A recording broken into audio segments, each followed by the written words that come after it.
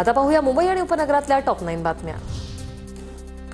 मुंबईच्या मनोर परिसरात येत्या शनिवारी पाणीपुरवठा बंद राहणार। हा पाणीपुरवठा 12 तासांसाठी बंद असेल। सकाळी 10 ते रात्री 10 पर्यंत पाणीपुरवठ्यावर परिणाम। नागरिकांनी पाणी जपून वापरण्याचं आवाहन। मुंबईला पाणीपुरवठा करणारी धरणं 75% भरली। यंदा जूनमध्ये समाधानकारक पाऊस पडल्याने मुंबईकरांची पाण्याची चिंता मिटली। मुंबईच्या पवई तलावातील जलपाणी काढण्यासाठी नव्याने कंत्राट। जलपाणीची वाढ रोखण्याची मुंबई महापालिकेचा हा निर्णय।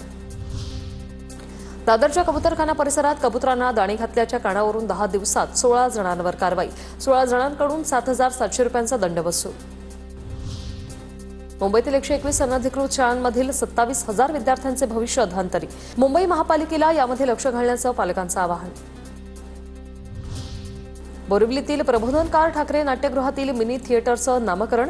पद्मश्री मधु मंगेश कर्णिक यांच्याकडून थिएटरचं नाटककार जयवंत दळवी लघु नाट्यगृह असं नामकरण करण्यात आलंय।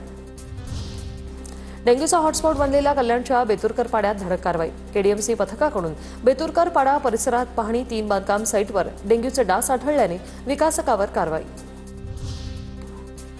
केडीएमसी रुग्णालयात मृतदेहावरून खासगी रुग्णवाहिका चालकांची दादागिरी। एका चालकाकडून 25 तर एकाकडून 15,000ची मागणी।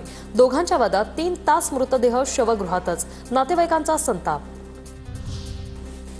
गायक सोनू निगमला हायकोर्टाकडून दिलासा। सोनू निगमच्या नावाने सोशल मीडियावर बनावट खातं उघडून दिशाभूल करणाऱ्याला हायकोर्टाने झापलं।